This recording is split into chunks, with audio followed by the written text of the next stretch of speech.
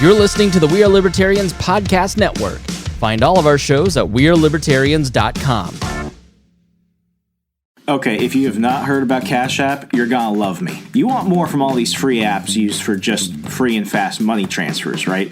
Well, I've got the hookup for you. The Cash App. The Cash App card is a free Visa debit card that lets you use your Cash App balance to pay online and in stores. It's also the only way to get boosts. Now, let me tell you about boosts, because it's exclusive to Cash App. Boosts are reusable instant discounts that work at places you actually go to, everywhere from Starbucks to Walmart to even the PlayStation Network store. You can do so much more than buy and save money with this. You can even purchase shares of stock in companies you love by investing as little as $1. Banking is also made easy. With Cash App, you can directly deposit paychecks, tax returns, and more to your Cash App balance using the unique account and routing numbers. And if you don't think things can get any cooler, it does by allowing you to buy and sell Bitcoin, the money of the future. Selling and receiving money on Cash App is as easy as entering a phone number, using another user's name, or simply scanning a QR code. Hit the special link in the show notes and get $5 just for signing up. That is, use that link in the show notes and get $5 just for signing up. So go ahead and hit that link in the show notes and get set up with Cash App today.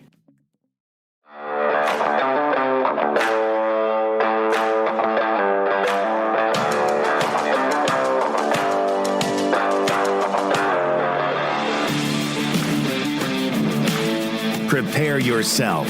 You're on the run with Remso W. Martinez. Ladies and gentlemen, you come here because every other day that a new episode comes out, you know it's going to be something completely different, uncanny, all new, all fantastic as we continue our journey into mystery in this wild world called life. For those of you that are joining me for the first time, because every episode is somebody's first episode, I'm your host, as always, Remso W. Martinez. Go ahead and do me a favor. We like to go ahead and keep the whole podcast community over on Instagram, but you can find me everywhere else as well at Hey Remso, that's HeyRemso. I'm really pushing Instagram because that's where you can go ahead and send questions to guests. That's where you can go ahead and answer polls that really help make this show your show as we tailor the episodes to what the fans want. Because when we're all happy, I keep doing this. We have a good time and fun in the process. I think we could all use a little bit more of that. And I'm really excited because today's episode is something that some of you have been kind of like dipping your toes in the waters of a little bit. Some of you know what we're about to talk about based off the title of this episode. But this is really the first time I'm really bringing what I do when I'm not here and I'm not working or doing other things to the podcast audience. Now, for those of you that do know, I'm talking about my TV show I do with my brother Ryan, who produces it, The Witching Hour. We are a nonfiction, completely documentary-based paranormal investigation TV show, much akin to Ghost Hunters or Ghost Adventures, Paranormal State, that type of thing. Except we do things a little bit differently. We predominantly stay in our home state of Virginia, but we've been to West Virginia, Pennsylvania, a ton of other places. And during this time, it's really helped me open up my worldview about the uncanny questions such as the afterlife, the occult, paranormal, supernatural activity. And typically it's been something that I've kept away from here, not because I don't really want to talk about it here, but because, I wanted to kind of see how the audience reacted to things as I've been kind of, putting out feelers and letting people know about the show and other things in past episodes. But you wanted to hear about it, and we're going to talk about it. One of the things that I wanted to do, though, I wanted to bring in somebody that's been doing this a little bit longer than me, somebody that I've had the distinct pleasure and honor of working with on many investigations now for over the past, year and a half or so.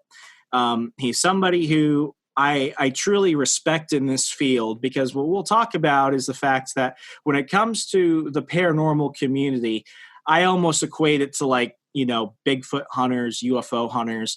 There are a lot of people that can call themselves experts without providing very little evidence without providing much experiences. But the gentleman that we're about to bring on has actually done all of this, more so than what, me and my brother have done in the past. And he's been on several episodes of The Witching Hour, season 1 and season 2.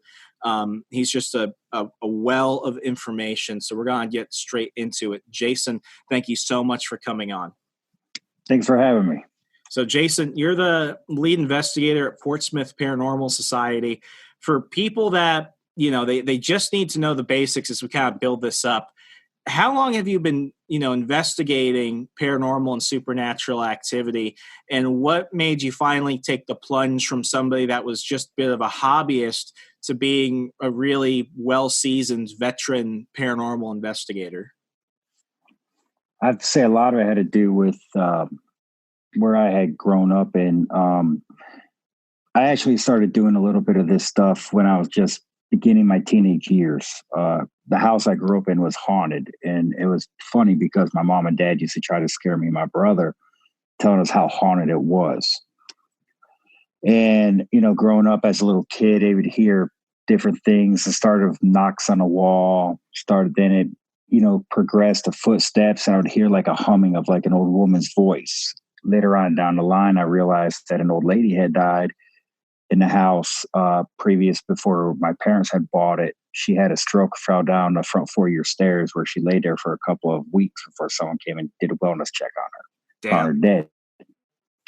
So eventually, as I was getting older, you got when you're growing up, kids, and they think it's cool to let's sneak into the cemetery real quick and see if we can find any demons or ghosts or whatnot. Well, not like, I had someone die in my house. So then everyone's like, well, let's go to your house. So, we started doing little things with, back in that day, we had cassettes and Walkmans where we could record, and we would do little things, as dumb questions. But what we realized is that as we played back over the course of time, you could hear faintly like what I was hearing audibly throughout the house. So is that really, really sparked my attention, even progress in what I was doing. Later on down the line, as I left my home, went in the military, and came to Virginia, I kept doing what I was doing, and I was a member of other teams, but I wanted to start my own and do things my way. So that's where we are today. This is something that a lot of people.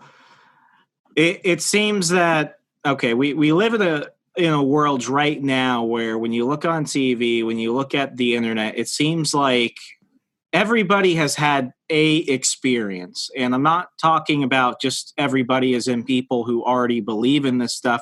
I'm even including people who, they might be secular, they might be atheist. It seems that even if they don't necessarily believe in the afterlife, when you bring up the topic of ghosts and the paranormal and stuff like that, everyone has a story. And I've heard it enough times where it's like, I don't really believe in this, but let me tell you about this one time. Everyone has at least a one-time type of story. So as you're a teenager and you're really beginning to notice these things happening, what did you think it was? I mean, were you already inclined to think that, you're dealing with potentially the disembodied spirits of people who have died? I mean, what does that look like for a teenage Jason? What were your views of the afterlife and things like that? And how did this experience really change things going forward?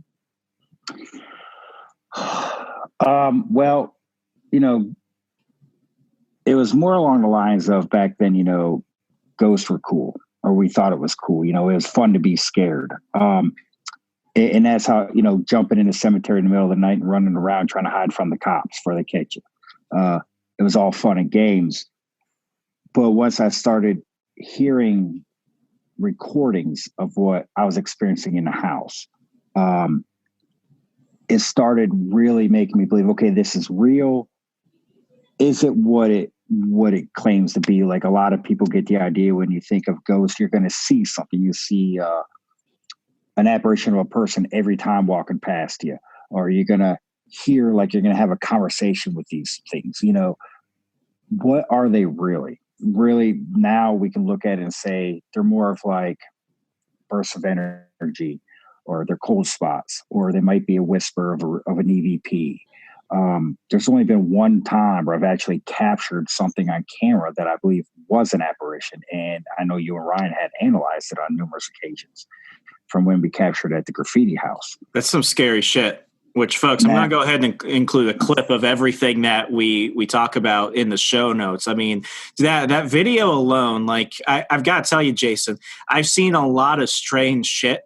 That light anomaly that you captured, and I don't even think you were in the building. You left it there overnight. That is one of the craziest things I've ever witnessed in my life. Matter of fact, yes, no one was in the building during that time. We had, as investigating with me on numerous occasions, I like to set up static cameras throughout the facilities that we investigate. And at the graffiti house, I had them in both of the main rooms where the graffiti was on the walls. We had left because we wanted to go check out Fleetwood Church. Folks, what we're talking about is the Graffiti House Museum in Fleetwood Church, which is in outside of Brandy Station, outside of Culpeper, Virginia. I highly recommend visiting them. Even if you're not a ghost hunter, just go and look at the history. The history alone is worth going, definitely. And that's one thing I'll say that paranormal investigating has got me into. It's got me into a huge history buff. But yeah, so we had left and we went to go check out the church. And matter of fact, right before that time, they had a bell on the door handle. Remember that? Yeah. And when you shut the door, well, the camera picked up the bell, which knew that we had left. After that apparition had happened, or the anomaly, you could hear when we come back and hear us talking. And when I had saw it on the camera, it was one of those nights to where I'm going over hours and hours of video. And it's one of those times where I'm start getting tired. And when you start basically staring into space on your laptop, watching the video, it's time to call it a night. Well, I had captured that like it just hit me and I didn't know what it was at first. So I rewound it. And then when I saw it and I freeze framed it and I went by frame by frame by frame. And I was like, I got to show this to that team. And when we went back, we were trying to recreate it and we just couldn't. And I truly believe what I captured was an apparition passing the camera. And I mean, with this type of stuff, as an investigator, the one thing that I had to realize very early on is that we're dealing not with a science. We're not dealing with something that works in, usual tangible, you could smell it, you could taste it, you could see it, you can sense it type of stuff. We're dealing with anomalies and occurrences that really only happen, and for some people, maybe once in a lifetime. And I know that some of my biggest challenges when I started investigating, well, I'll rewind a little bit. When I first started doing this, it was really because Ryan and I were more on the skeptical side of things. We were doing a docu-series called Haunted Republic. This is really the predecessor to The Witching Hour, way before we even had Argos Paranormal, which is our small group. And the stuff that I was encountering, whether it was the strange occurrences of flashlight sessions, whether it was shadow figures, whether I could catch it or not catch it, the thing that I had to understand is that I when I show people this evidence, yeah, it's the best evidence I can show, but there's something different. When you're there, it's more real than when you're watching it. What were some of the things that you kind of started with when you started investigating? What were some of the tools and stuff that you used to try and capture this? Because very early on, and I tell people this, now for the show, we're using state-of-the-art film cameras. We've got all the equipment. Most of the time, we'll have to go somewhere like 3-4 hours early just to set everything up. At the very beginning, it was a couple of flashlights, maybe a radio, and some DSLR cameras. I mean, I'm talking like ghetto ghost hunting. When you look at the first Haunted Republic documentary that we did at St. Albans Sanatorium, then you look at what we're doing for the show now, it's night and day. And I remember when I was seeing your whole getup for the first time, I'm like, holy shit, this guy means business. So where did you kind of start with things? I know you mentioned the Walkmans and stuff when you were a teenager, but when you really started kind of getting into it, what were the tools and stuff that you used to try and pick up this evidence, and how have you kind of evolved over the years? Well, it's kind of like, if you search online for a beginner's ghost hunter kit, it's funny because people make them. They got a temperature meter, they have a flashlight, they have a digital voice recorder. Basically, your three basic tools that you need. Over the course of time, we started realizing that as we're getting evidence, we wanted to figure out, okay, at first it was kind of getting hard because it's like, where was this person during this time? Were they in this room or whatnot? As we're thinking we're capturing voices. So then the notebook wants to come and play. So now you want to document where people might want to go at what time. I remember my mom used to have one of those old video cameras that you rest on your shoulder, and it had like the little eye screen that came. Oh, we're out talking old school. Yeah, and I used to steal that from her, and we used to go out and try to videotape stuff in the woods or whatnot, hoping that we capture something.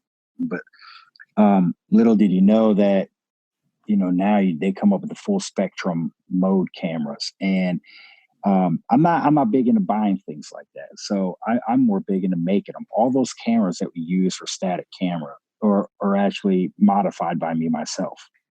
I literally took the camera apart, took the lens out, took off the IR filter, put the lens back in, refocused the camera, and that was it. And that's why if you went to my YouTube channel, look at my videos, you see like that purple or light blue haze because it's catching all ultraviolet.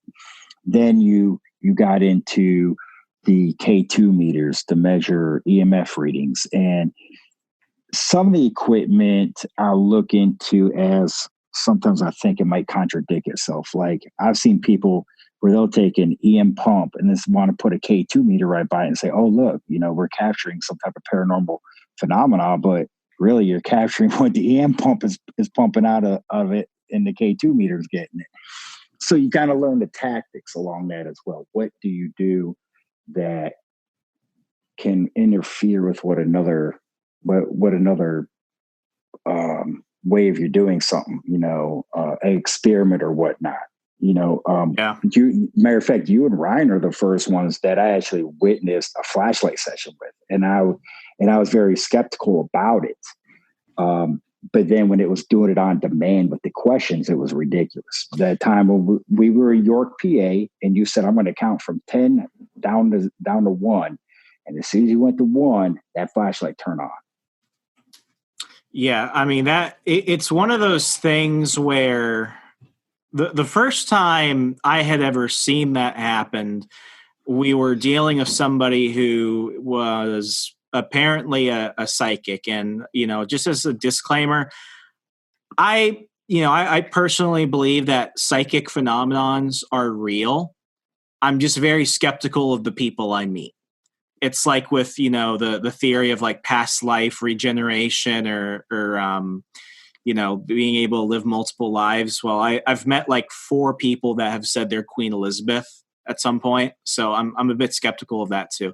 I was skeptical with the flashlight sessions, and for folks, I'm going to include a bunch of videos and stuff in the show notes. So you got to see this to really believe it. But basically what it is you get those screw cap flashlights with the twist tops. And what you're basically doing is you're twisting it to the point where the filament inside is just barely getting enough charge that if you were just move it like a fraction of a centimeter more to one side, it would turn on or off. And what you're basically doing is you're distancing yourself from it. So essentially the theory is if there is any type of spiritual activity or energy there, it will use the weak charge to either light up the light or turn it off, depending on how you have it set first. And it's one of those things where a lot of people have reached out and they're like, well, I did that as a kid. We would play the talking flashlight game. Well, it's a little bit different because flashlights have kind of changed a bit by then. The screw tops are a bit more facet now. But I mean, the first time I did that and I saw that, I didn't know whether the guy's flashlight was new or not, whether it was a trick flashlight. Something that people have often said in the comments of our YouTube videos have been, oh, maybe it's a remote control flashlight. Well, find me a remote control flashlight like the one I get at Walmart for $5, and I'll believe you then. But when we started doing it, I remember we had bought the batteries and the flashlight that afternoon. And typically we have a tradition of going out and getting fresh batteries each time to kind of, check ourselves with that. Because maybe the batteries are weak. Maybe the flashlights are busted. They're cheap. Stuff like that is really good for finding that initial interaction. And I do totally understand why people are skeptical of it. It's just like it's one of those things where, once you kind of get the rhythm down, it makes sense, but you kind of have to see it to believe it type of deal. You almost have to be experienced of actually doing it, in order. You have to have pretty much experience on actually setting that flashlight in that mode. Like you have to have it perfect. Yeah. And a lot of, so, and it can be tough. Sometimes it takes you 5-10 minutes before you get that sweet spot. I let Ryan do it because I get frustrated after like 4 or 5 times. I want to throw it against the wall. I mean, it's just one of those things that's kind of strange. And I mean, this is what I want to kind of, talk about next is kind of like the process for this when we're trying to capture evidence. Everyone does it differently. Some are better than others, but like here's what I do. Like if I'm doing a flashlight session, for example, what I want to do is I want to try and catch three simultaneous layers of evidence. I know there's probably a better way to describe it, but basically I can't just believe one thing is happening, therefore something crazy is happening. I want to try and find enough evidence to go ahead and create my case, so to speak. So what I do is if I'm doing the flashlight session, okay, the flashlight could be going on and off and it might be, corresponding to my questions. But what I want to do is I want to try and capture something physically happening. So I'll have cameras everywhere. I want to go ahead and make sure I have a spirit box or a phasm box, which are 2 devices that basically channel through either AM, FM, or internet radio stations.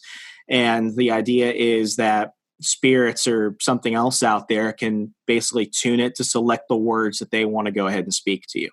So what I try and do is I'm looking at this. I'm like, okay, we're getting the flashlight activity. Let's see if we can get words coming out. Okay, now the words are corresponding to the questions, which are also corresponding to what the flashlight's doing. Okay, let's see if we can hear something around the room. So what I'm trying to do is I'm trying to see something, I'm trying to hear something, and I'm trying to experience something. And sometimes it takes for freaking ever to do that. I mean, you've certainly seen how long we'll wait sometimes to get something to happen. Sometimes stuff will happen fast. Sometimes it'll happen like in a short burst. And then maybe waste our time or not. But it's what I'm trying to stress is that it's a lot more difficult than what some people see on TV when they see other ghost hunters do this, because what they're showing you and what we're showing you sometimes is really, maybe a half a day's long investigation condensed into a 50-minute to an hour long show. The stuff is more difficult than some people really realize sometimes. Well, when we just posted the Crawford Road video on our YouTube channel, we had to go out there 3 different times to investigate just to get that little bit of evidence. Which one was that? Was that the one where you caught the thing under the bridge? Yes. Okay, so for people who haven't seen that, and send me all the links, I'm going to put them all in the show notes. Kind of walk us through how that whole investigation worked. Okay, so Crawford Road is out in Yorktown and is known to be one of the most haunted roads in all of Virginia. Paranormal teams from all over the place. It's hard to investigate now just because of all the, Pocosin deputy sheriffs and everything that patrol that area. Fortunately for me, we have some friends out there. But we went out there on 3 different occasions. And so what they say, we do know that there's been a lot of unsolved homicides and murders out there. Bodies have been found. I think they said like within the past decade, like 30 some bodies might have been found out there. I don't know how accurate that is. That's a fuck ton of bodies right there. Well, I did read up on, a military guy who was murdered in 2016, and his killers are actually in prison right now, serving over 20-year terms. But when we were there, I actually called out his name at the gate where they had killed him, and they found a body. And I asked, "Are you here?" And I got yes. What'd you get it through? Were you using something? I was using a spirit box, but it didn't come through the spirit box. It was actual an EVP. Oh, wow. It was an EVP that I heard behind the spirit box. Now, it's kind of like when we went under the bridge. Now, the bridge there, it's got many names. I've heard people call it Bunny Bridge. I've heard people call it Crybaby Bridge. I just know it's a bridge there is creepy looking. There's a lot of claims that happen at the bridge, but some of the I guess some of the stories of it, that everyone has a runaway bride, and the runaway bride left the altar and hung herself from the bridge. There's been multiple hangings, they say, that have been there. A lot of people commit suicide. But when we were there, I had a spirit box going underneath the bridge, and I asked, what happened? Did anything happen here? And I got a voice saying someone was killed. Just like that. Yeah, just like that. I asked, who killed themselves or anything here? And I got a guy that said Richie. And then there was another night where we actually went on top of the bridge, and up there, I guess they have some cult members that used to do satanic rituals up there, or whatever. But when you go up there, it's a big pentagram painted on top. It was funny because when we went up there on a spirit box, am I allowed to say any cuss words? No, go for it. I've already dropped like 5. Okay, cool. When we got up there on the spirit box, you hear a guy's voice saying, "Hey, assholes," to me, Scott, and Andy that were up there investigating. So I could tell you from base what I got, I believe that, based on the news articles of people getting killed, I believe I've gotten contact with someone that might have been killed out there. I believe that I've gotten contact of an angry spirit by calling us assholes. I mean, it's pretty much class A over the spirit box. And I think I captured a couple of yells or screams in the background that were actually EVPs.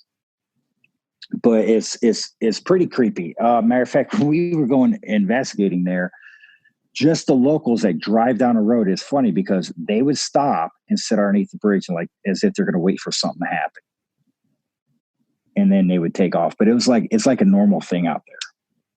Yeah, we actually have Bunnyman Bridge as seen on Scariest Places on Earth and Atlas Obscura online. And I mean, I used to go there as a teenager all the time. In fact, I recorded an episode a few weeks back talking about all the stupid shit I used to do with my friends there.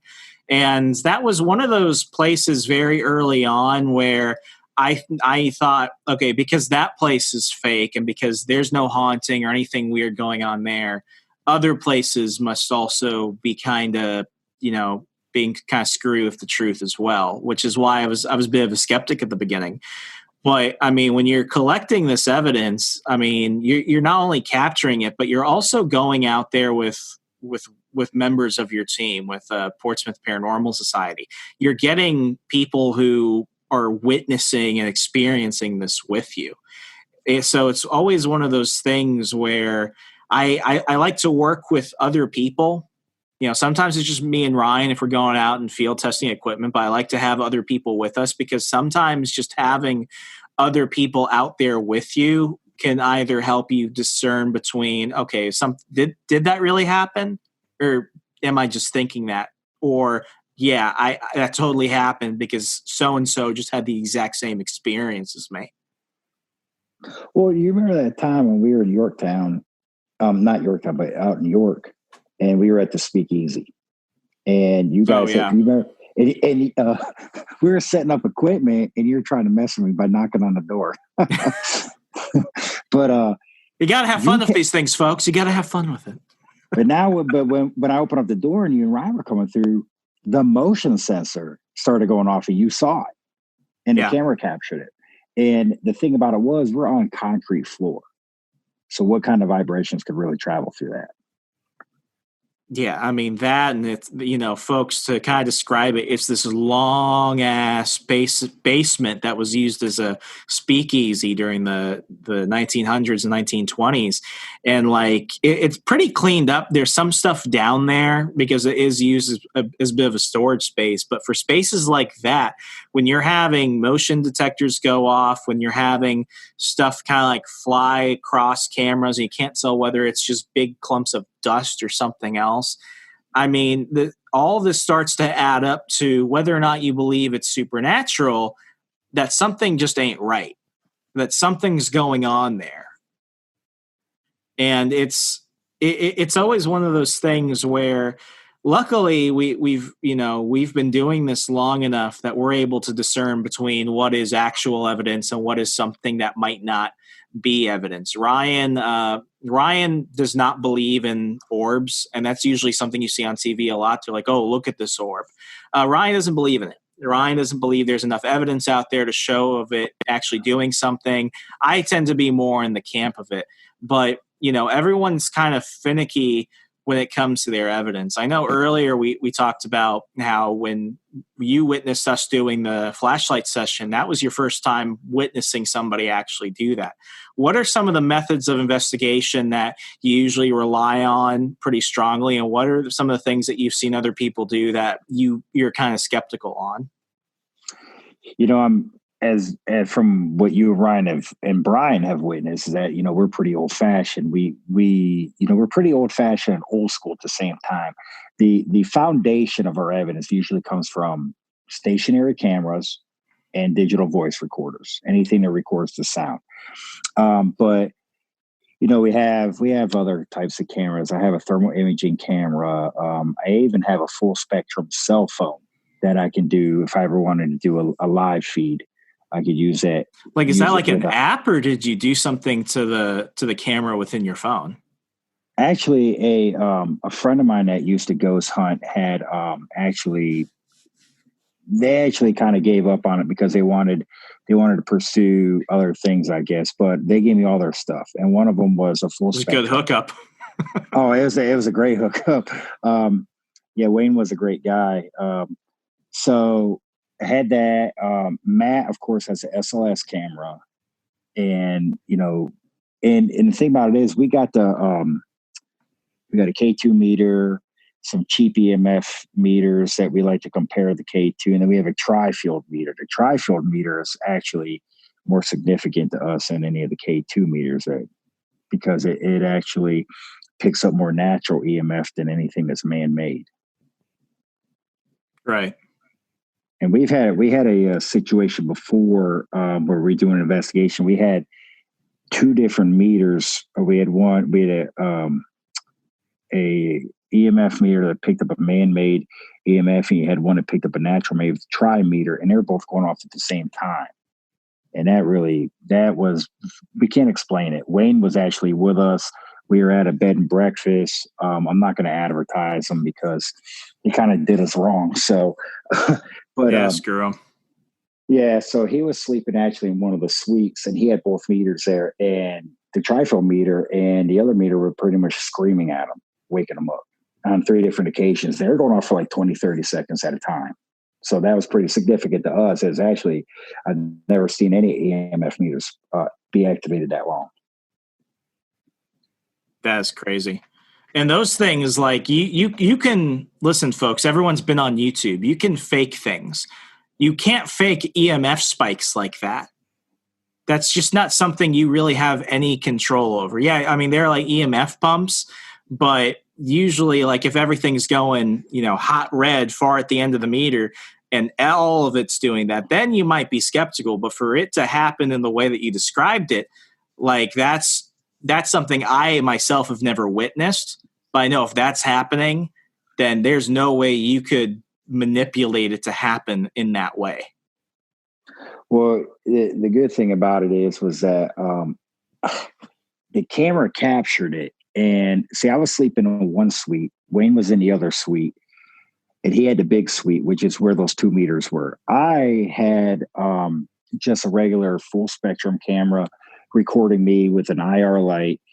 And now the story of it is ridiculous because I was looking at the timing of the cameras. So what happened was that I heard someone coming up from the stairs at the bottom, coming up towards, and the back stairs ended up right there at my suite door, my bedroom door.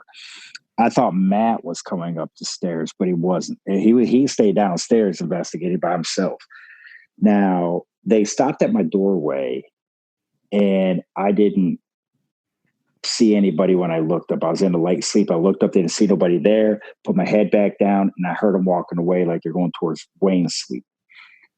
During that time, shortly after that, that's when those meters were going off. So I'm looking at the time, and it's like maybe a 40-second time difference between from what I heard compared to the meters going off in his room. So I honestly believe that if it was an entity of any kind, it came up the stairs, which I heard walking, coming up, stopped by the bedroom, and probably went in his suite, and that's where the meters picked it up. That's crazy. I mean, it's crazy, but it's awesome because you're able to capture that, because you're able to film it, timestamp it, and then because you've got those devices there, you're able to really see, yeah, something's actually triggering it. But then you mentioned something else. You mentioned you were actually hearing stuff. It's those experiences that I absolutely love, and I totally get why people are a little bit skeptical when I'm telling them this, because sometimes the only way to really understand something is to experience something that you can't share. And it's those moments where, you know, you might have felt somebody touch you. You might have heard something that no one else heard. You might have seen something that no one else seen. It's those experiences that really are kind of a rush. It's why I love doing this. And ultimately, you know, while for Ryan and I, we try and put out as much of the evidence and the whole process we can in the show, I always feel like the audience is missing that important, that reality factor that shows them the things that we can't often capture on camera. What are some of the things that have happened to you that you weren't able to catch, but I mean, they kind of just stay with you to this day? So, St. Albans Sanitarium, of course, you mentioned it earlier. That place is freaking insane. That place is huge. Not a pun. Like it is like a freaking labyrinth, and there are bats everywhere. Most places don't have bats. That place is freaking bats in there. It's got snakes too. Oh, I wish you didn't tell me that. Well, I've only seen one. It was a little tiny thing. That's still too many. Go ahead. So when we go to places, I try, and if it's anything new, I try not to know any of the history before I go into an investigation.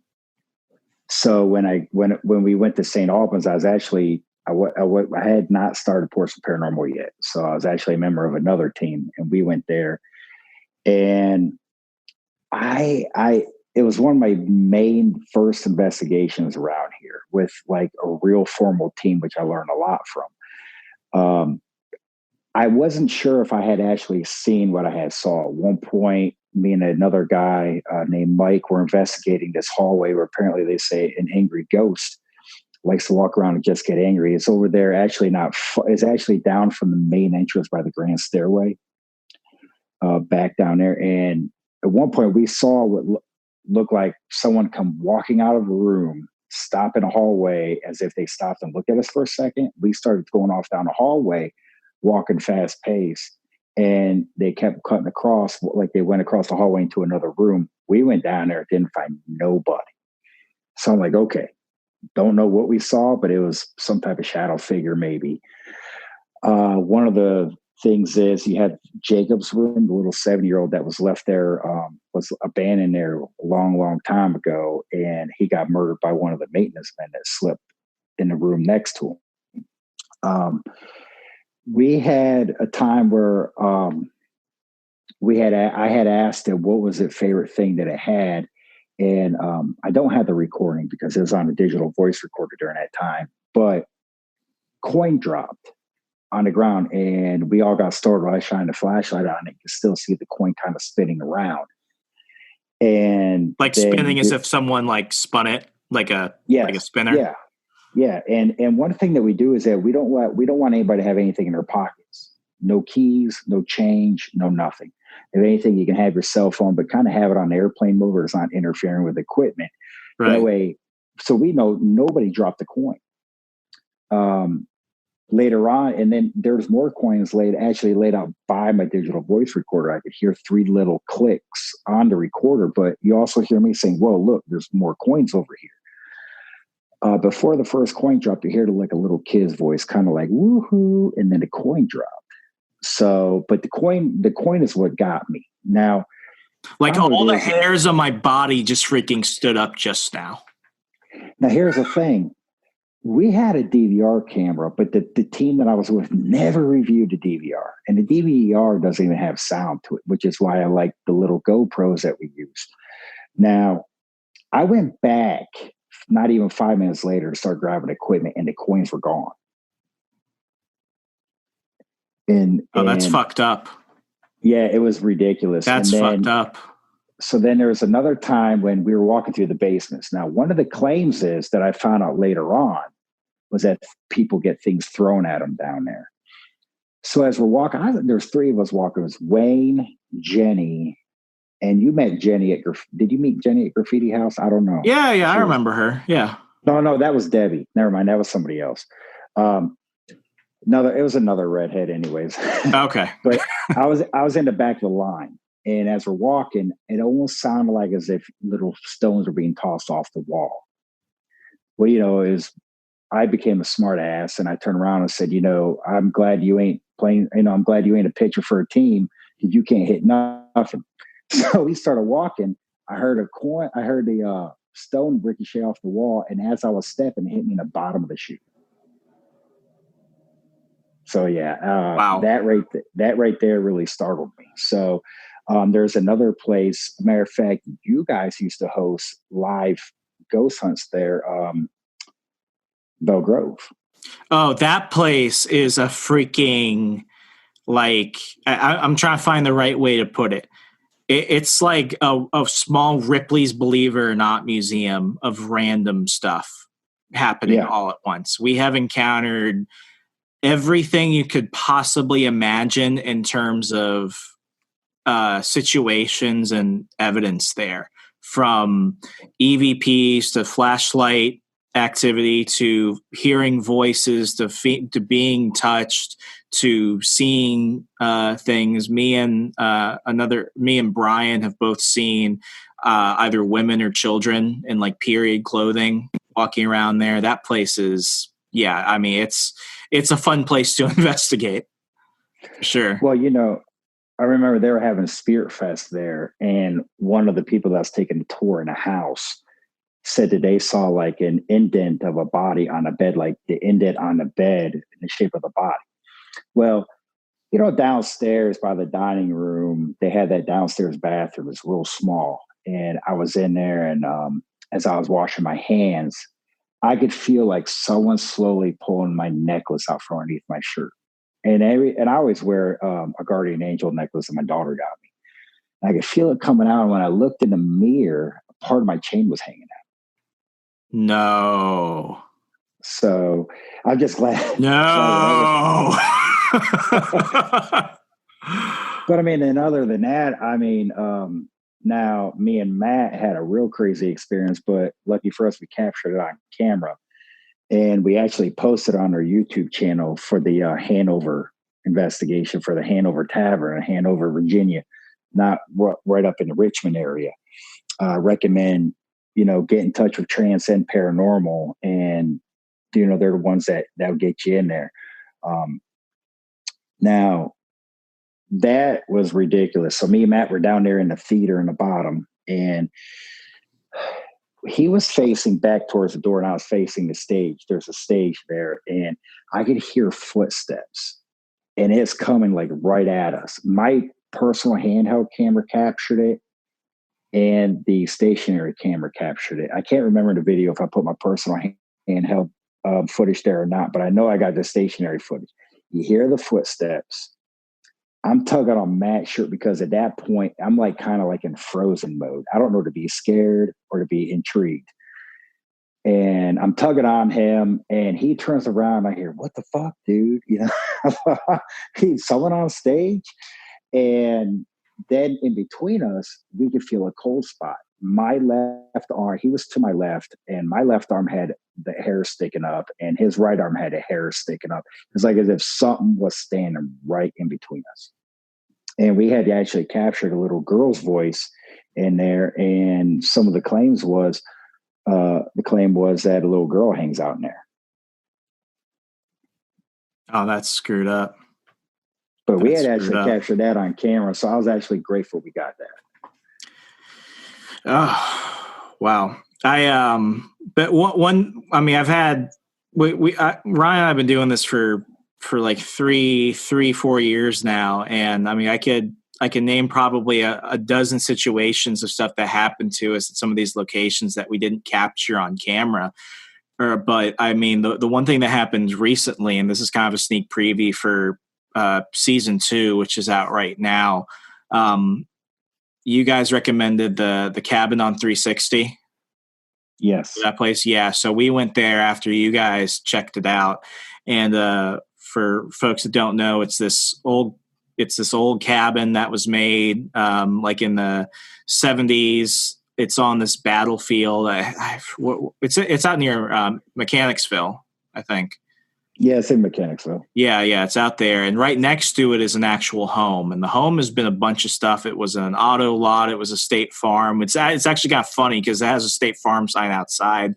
But, apart from the fact that, it's on former Indian land, it's on a massive Civil War battlefield. You've got the cabin where stuff happens, but then you have this home right next to it. The property is all on the same property. The home was the home of this one family who in the 70s or 80s, I think there was I think 79. Yeah, like right around that point. This one guy had his 2 kids. They were kids from different marriages, and while he went out to work, his son had brutally raped and murdered his sister, his daughter, the son's half sister. And because of that, the house specifically, and I got more scared because I still get scared, folks. I'll be honest. I got more scared in the house than I did the creepy cabin, because it's almost like, that in the strange cabin with all the random dolls and shit everywhere, like you can kind of anticipate it. But with the house, knowing the history behind it, it made things really just, it made it feel uncomfortable. And there's nothing in the home. There's nothing inside of it. The guy who killed his sister, he's still currently in prison. Like, he's alive to this day, serving out his sentence for raping and murdering her. But the one thing that a lot of people have spoken about is the fact that they think that they don't just have regular spirit anomalies and things like that happening on the property between the cabin and the house. They think there's demonic activity happening in the house itself. And like, I've been touched. I've had stuff thrown at me. I've heard things. I've had the whole gambit. But the one thing that really, it bothers me to this day, we're doing the walkthrough, and I swear we should just do a separate show just for the walkthroughs of these places, because I feel like we never have our cameras or stuff ready when we should have it there. And the walkthrough, which is during the day, I mean, there's sunlight outside. Most people think stuff only happens at night. No, stuff happens during the day. It's me, Ryan, Brian, and Dennis who runs the whole gambit over there, and we're in the living room. And we hear a woman screaming from the basement, and then we almost hear someone smack her, come around, put their hand smack on their mouth and say, shh. And it was just really fast. It was like a scream, smack, as if, to cover her mouth, and then shh. And all of us just stare at each other. And the hackles on the back of my neck are up. We're all staring at each other, and we're just like, are we the only people in this house? That is the only time I've ever looked at a person, and I was getting kind of accusatory towards Dennis. I'm like, Dennis, are we the only people in this house? And he was like, yeah. And we all just heard that. Now, when we investigated that, I remember a lot of our EVPs that we captured were strictly with the cameras inside the home alone, because we went walking in the woods doing investigating, and we actually had captured some some people yelling for help in the background. But I remember at one point when we were in a house, you hear me upstairs talking, and the girl's voice in the basement was actually repeating what I was saying. Oh, that's screwed up. And then, but like you could hear, I had like two other, I think, little EVPs where I heard a little girl talking. And then another guy from Ben from Full Moon Paranormal was investigating with us, and he had a stationary Zoom camera where he had captured a female up on there as well. Okay, we're about to get kind of weird. You believe that there's a difference between like ghosts, which we believe are the spirits of deceased people, and demons, right? Demons being exclusively what demons are. I think that there's a lot of in between with that as well, because I know that I believe that you capture angry spirits as well. So I think you got lost souls. You might have some angry spirits, but yes, I definitely believe there is something demonic that happens in certain places because oppression is one thing you hear a lot of, where people start for no reason whatsoever. They can't explain it, but they're getting depressed. They're starting to get angry at their spouse, starting to get abusive towards their children. And then when they get away from a certain area, they get out of the home, they're completely different. Yeah, absolutely. Okay, so we're on the same page of that. What's your, and I swear this is all gonna tie together. What's your opinion on doppelgangers? Have you ever experienced that? Never. Okay. I actually don't understand them enough to really know what they are. So doppelgangers are essentially one of the abilities that demons possess to basically take on a tangible form of you or somebody else. And within an hour of that happening at the house on the property of the Cabin on 360, Ryan and I each experienced what we think was a singular doppelganger event. Now, here's what happened. We were in the house. You know, it's a one-story house with a giant basement at the bottom. Most of the doors are locked up, so we're opening things up. We're walking around the home. I'm in the far right side of the house when you walk in through the front door. So I'm like where the small kitchen area is that leads into the basement. And then when you take a right, you can see where like the laundry is in that side room. And Ryan is on the far left side of the house where the bedrooms are. Inside the building, we also have Dennis, and then we have our other cameraman investigator, Brian. Now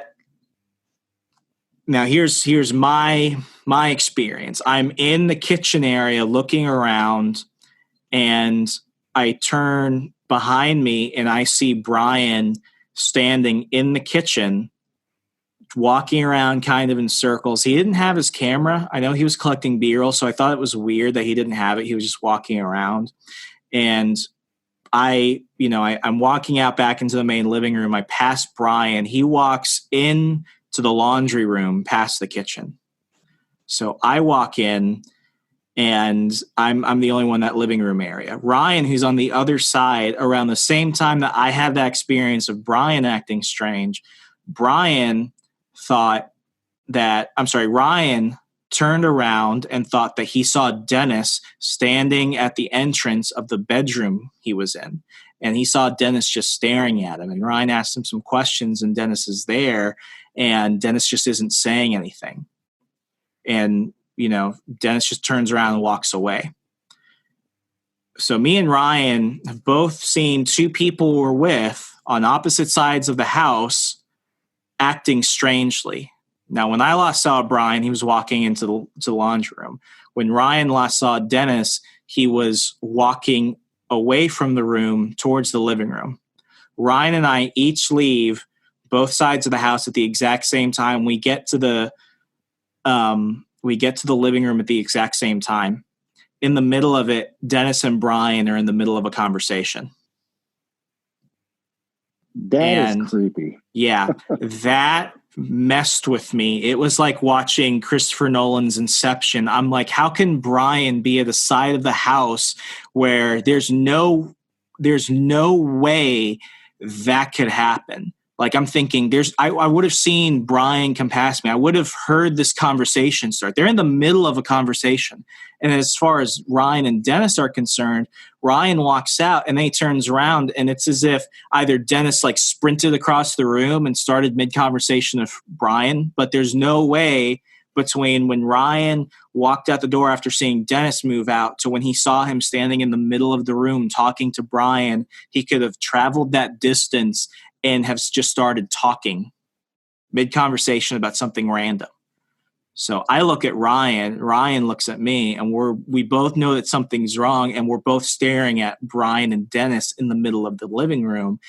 And we don't tell each other what happens until later that day. But that is one of those experiences where I know that I am not the crazy one in this situation, because between the four of us, two of us each encountered two separate people who should not have been in that location doing what they were doing. And you know, Dennis has one of those voices that kind of echoes through the walls. Yeah, he's got, like, for a string bean of a guy, like, he's got a burly voice. He's got a deep voice. Now, I've had someone on my team have an experience similar to that about me. We were at the Historic Avenue out in Bedford, Virginia, and Matt was setting up cameras, and I was setting up cameras in a different area. And he came through. He said, "Hey, man, because I didn't hear you come down the stairs. I just saw you upstairs in the lead room setting up cameras." I said, "That wasn't me. I wasn't up there setting up no cameras." So we immediately rushed up there, and there was nothing there. No camera was even set up in there. And he said he saw me setting up a static camera in there. Oh, that's screwed up. Yeah, I mean, that doppelganger type of event, I don't believe that anyone has ever captured it on camera. And honestly, if we're dealing with, an intelligent, evil force like that, I doubt that anyone will ever catch it on camera. But, I mean, hopefully someone will. But, I mean, that's one of those things where it's like, all I have is my word on that. It's just one of those things where it's like, once you start getting into this stuff, things just escalate in terms of the high strangeness of it all. But, it's also one of those things that you would have to be hard to prove unless you could find two pieces of video footage in two different areas with the exact same timestamp on it. And you see the two people in the different areas. That would be one way to prove it. But that's a ton of cameras. How accurate of a piece of evidence could that really be into a viewer's opinion? Yeah, and I mean, the other issue of that is, first you have to realize that something has happened to begin with. The only reason why I knew something was going on is because I saw Brian walk past me into a part of the house where he would have to walk out the way he came in. With Ryan, his biggest thing was, how did he travel that distance so fast, and how can he go from not talking to me, not looking at me, to looking Brian in the eyes and having that full-on conversation? Because at first, each of us are like, okay, obviously we're missing something. Obviously we weren't paying attention to something. It wasn't until we spoke later and we're asking them, like, hey, like, why? How did you get over there? Why didn't you hear my question earlier? That we start connecting the dots. I think it happens to more investigators than we may think, but it's that likelihood of having two events happen almost simultaneously within the same contained space. It's noticing it's happening to begin with, which I think maybe trip some people up. But well, it's crazy. Well, that house, there's only bedroom and there's only carpet in the bedrooms, and the main living room where Brian and Dennis were like talking, wood panel or something. It's all wood, and with nothing in the house, everything echoes. Yeah. So you think back on that experience that you and Ryan had, or was it Brian? Brian was talking to Dennis, right? And Ryan was on the other end. Yep. Did you guys remember hearing any footsteps? Because you definitely would have heard them walking. No. I mean, it was as if it's something that going back, I'm thinking about it. I'm like, he didn't, he walked past me. It's like I can hear myself, but I didn't hear him. And with, Ryan, if Dennis had really traveled that distance, like he must be like lunging or sprinting. And he was not standing in the bedroom. He was standing like under the door frame. Like Ryan would have heard that. It's like Dennis just turned around, bam, he's in the middle of the living room. In a situation like that, that's when you got to get more scientific about it. That's why I bring up, did you hear the footsteps? And stuff like that. And like you said, no. So, and I can sit here and tell you, I wasn't there, but I know that you would have heard the footsteps because of how the flooring is in that house. If you didn't hear nothing, that was definitely something that can't be explained, in my opinion. Yeah. I mean, it's always one of those things where if Ryan hadn't had something so extremely similar happen at right around the same time as me, I would have shrugged it off. I would have said, okay, obviously I'm too tired. I'm not paying attention. It's just something strange that happened, but I would have shrugged it off. It wasn't until, everyone kind of starts questioning each other and then I'm listening in. I'm like, wait a second, let me tell you what just happened with me and Brian. I mean, I'd asked Brian, I'm like, Brian, have you been over to the kitchen yet? Have you been downstairs? And he's like, I've just been in the living room this entire time. That's what concerned me. That's what freaked me out, because then after that, then I took him into the kitchen and the basement, but he hadn't even been on that side of the house. And it's not a big house. No, it's small. That's what makes it so much worse. Absolutely. Oh yeah. Yeah. What were you gonna say?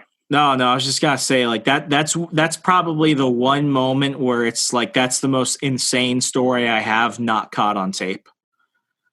I mean, that experience alone, like that's the one phenomenon. Like a lot of people, like you do this long enough, you will have seen something. I bet. Like I think more people see stuff eventually the longer they do this. Like you will see like either a strange apparition or maybe you might see a person at some point. I think if people do it long enough, it's always different per person. You will always see something at some point. But to have something like that happen, where someone takes the form of somebody you work with, and then somebody does it to somebody else at the exact same time, that is one of those moments where things just add up all too well to it being a doppelganger event. Oh, absolutely.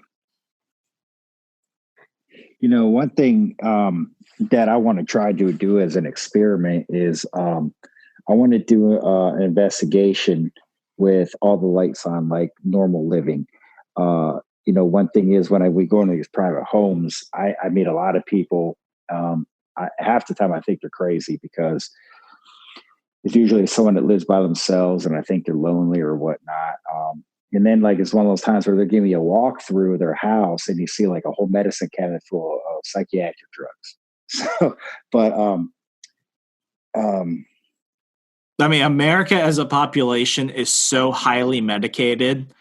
That's what makes this so difficult. I think I saw a number that said like 1 in 3 Americans is on like antidepressants or mood supplement or like something emotional. Like we over medicate everything, and I think that's what we've had it happen far too often, where somebody with a history of drugs or alcohol or mental illness within their family all start to hear something in the walls or hear something in the hallway, or maybe something has moved and they haven't done it. And, we have to take it with a grain of salt, because we're like, okay, if we're going to be objective about this, we have to look at you, the person, and we're not, we're not accusing you of anything, but we're also saying is you didn't capture on camera, you didn't do this. Not that we want people to do that necessarily, but it makes things difficult when you're dealing with like somewhere where somebody lives. Right. Sorry about that. I kind of got interrupted with my daughter. That's all good. So So I remember you asked me earlier about between paranormal investigators and, would you say, paranormal scientists? Oh yeah, it was before we started recording. So and this is good because we're kind of running close on time. The one question that somebody kind of threw at me was, you've got everyone on TV, and this is where a lot of people are learning about this stuff. This is how I got interested in it. What's the difference? What do you consider a paranormal investigator, a ghost hunter, and a paranormal scientist? I gotta tell you, paranormal scientist is a new one for me. I think they're all basically similar. It's just about which one you prefer. I think ghost hunting is strange. I don't like the term ghost hunter because it's almost like you to hunt something, you've got to capture it. And it's almost like Ghostbusters to a certain degree. It's like, what are you going to do once you do that? I like paranormal investigator because you're going through, an investigatory process into strange events. Right. Paranormal scientists it's like people are just making things up to be special. That's the way I see it. Now, we had a team in Virginia. I'm not going to put their name out there, but they're very well known. And I remember I read an article that they had been the founder, the main investigator, had been interviewed, and the title of the article was, "Is there a difference between a ghost hunter and a paranormal investigator?" And nothing in there about scientists. Now, in the article, so he just threw it in there, right? Well, they had a journalist like yourself was actually wanted to do this article, but in the beginning part of the article, he said how he couldn't find anyone that he could interview until one person stepped up and decided to do the interview with him, and apparently this person said, paranormal investigator is basically described almost like what a paranormal scientist would be, where they get all these measurements of everything. You talk about people that get like barometric measurements. They want to get temperature measurements. They want to get, the different times of the day. People who are more into the paranormal phase of it, like to look. The moon phases is one, and all kinds of different things. Yeah, if you're collecting that's way more than what I've ever done. Well, look at. I'm not saying it's unnecessary. I'm just saying like that. It's almost like you're asking for something that might happen once in a lifetime, or something that's just absolutely insane to happen, and you're expecting to find a pattern with it, and that's just not something that happens. Oh, absolutely. Like the EDI, the little EDI machine that a lot of teams like to get, and they like, it's like $100 and it measures all that. It's got to, I don't want that thing. We use that, but like we only use that to really kind of gauge a room. I've never actually used it as something that I feel all too confident in. Oh, no. I mean, it's got too much measurements. The only thing I would find useful on it would be the temperature and EMF. Other than that, I mean, the whole barometric and whatnot, it's kind of like, someone was trying to explain to me the difference of an EM pump if you use a rare earth magnet from the North Pole compared to a rare earth magnet from the South Pole. To me, I'm just like, look, a magnet's a magnet, but they get into the whole science of it and everything like that. Me, I all the vibrations and everything. Look where we live. You could be investigating a location and a semi will drive past you, contaminate the noise and make a whole bunch of vibrations throughout the building that you're in, especially if it's a really old building. Me, I'm more about what I can capture. The EVPs, I rely a lot on my EVPs, and I think throughout my investigation, I think I've captured some pretty good ones. You've got some of the best I've ever heard. Like, honest to God, you have. And a lot of the time, that's what I rely on. The EVPs, maybe when I capture, the apparition or anomaly from Graffiti House. That's all enough for me to say there's something going on here. There's a good possibility it's haunted. will we ever prove that something is haunted? I don't think we will, unless you actually have a ghost that's going to come up and dance in front of your camera and say, hey, I'm here. You're not going to have it, you know? Yeah. That's why I always give the disclaimer to people is, we can't ever give you a definitive answer. We can only verify that something strange is happening. And in terms of like the stuff that's like on my checklist, like the one thing that I do when we're doing like a walkthrough of a house is I always ask, how's the plumbing? Does it have Wi-Fi? Are the circuits all up to date and safe? And do you have any history of mold? There have been places like it's not the Speakeasy, but I call it the Crack House on Princess Street. The episode's out right now. It's the first episode of season 2. Like that place. That place you didn't want us to go when we were there. Oh my gosh. It's I maybe I'm spoiled because I'm used to sleeping in like old plantations and inns and stuff like that. That place was like a fucking meth lab. It is the most unsanitary place I've ever been to for an investigation. Well, the funny thing is when we were doing the Speakeasy in the morgue, the owners of that building came. I did not know who they were. And you're like, oh yeah, that place is a crack house. I mean, it's completely filthy. Like in my defense, though, one, I didn't know who they were, but secondly, they had never been more than 5 feet in the house. Yeah, and even the property manager had never been more than like 10 feet into the house. We were telling them about stuff that they never knew about. And, for context for people listening, they thought that they saw a shadow figure in there, and the one property manager has a problem going up and down stairs. And it's like a 4-story freaking townhouse, but it's like, places like that. I think I said this in an interview of Jim Harold recently on his Ghost Insights podcast, and I say this in the episode. That's one place I don't think is haunted. I think the place is so run down, and I think the place has so much problem. I mean, I had to go out and buy respirators, buy freaking masks for that place because like Brian has asthma, and I didn't even want to try and assume what some of the black mold on the wall was. Yeah, when I saw y'all wearing them at the morgue, I was wondering if you guys were getting ready to start painting walls or something. We're getting ready for Corona before Corona. But you know what, though? If you went in that house the way you describe it, I don't think Corona would even want to follow you in there. No, it's like I was joking with my parents about Charlie Sheen. It's like Charlie Sheen must have everything but Corona. Maybe the cure is Charlie Sheen's tiger blood. Who knows? But Jason, we covered a lot, and I appreciate you taking your time to spend a little extra time talking about this stuff with me. I always love investigating with you and everyone else on your team, Matt and the others included. To kind of wrap this up, for people that may believe us, may not believe us, but they've listened this far and they're thinking about whether or not maybe they want to start ghost hunting, or maybe they just want to open their minds about this field. What's your suggestion for people that are curious about the supernatural and the paranormal and the things that keep you and I interested in this whole thing?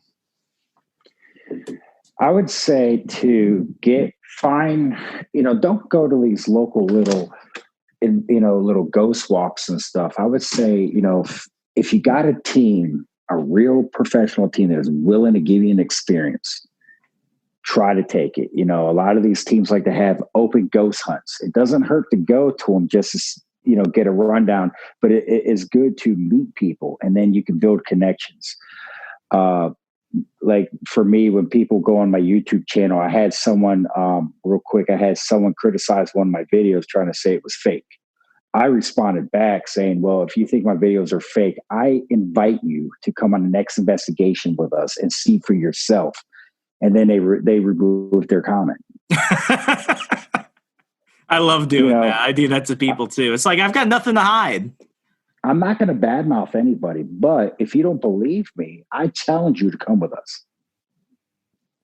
Outstanding. Well, Jason, thank you so much. Shoot me all the links for these things. I'm going to gather up everything so people can spend their weekend really just consuming all the content and all the evidence that, you and I and our teams have really put together. I mean, there's a reason, folks, why I've spent so much of my time doing this. And Jason and I both have day jobs. We both have other commitments, but we do this because this really is one of the areas of life that has always fascinated humanity, but we don't put much time and effort to because sometimes the questions are uncomfortable. Sometimes they make us question our very reality. But at the same time, it's exciting. We're pursuing the real secrets of the world that we live in, and it's a hell of a good time. So, Jason, if people want to go ahead and check out all your videos, your YouTube channel, everything you and the others at Portsmouth Paranormal Society do, how could they do so? They go to YouTube, type in Portsmouth Paranormal Society. Our logo is actually a street lamp inside of a circle that represent the old town of Old Town Portsmouth. Follow us on Facebook. You can check us on Instagram. Matter of fact, if you go to my YouTube channel, they can actually watch the investigation of us when we did Fleetwood Church and Graffiti House together. I have two videos, one of the Graffiti House, which you can find what we believe to be the apparition when we were there by ourselves. And if you want to watch us investigate with Remso and Ryan, check out the Graffiti House / Fleetwood Church video. Feel free to go on there if you want to, check out the evidence. I'm always open for constructive criticism. Anything that we could do better as a team, try different tactics. We're all ears. Outstanding. Well, folks, you heard them. As always, you can go ahead and find me on all the platforms. You know how the internet works at Hey Remso. And please, season 2 of The Witching Hour is out now. Me and the team of Argos Paranormal have done I think this is our best season yet. And the stuff we find, it's that journey into mystery that keeps us doing more. As always, I'm Remso W. Martinez. Farewell. Have a good night. I'll talk to you later this week. Bye.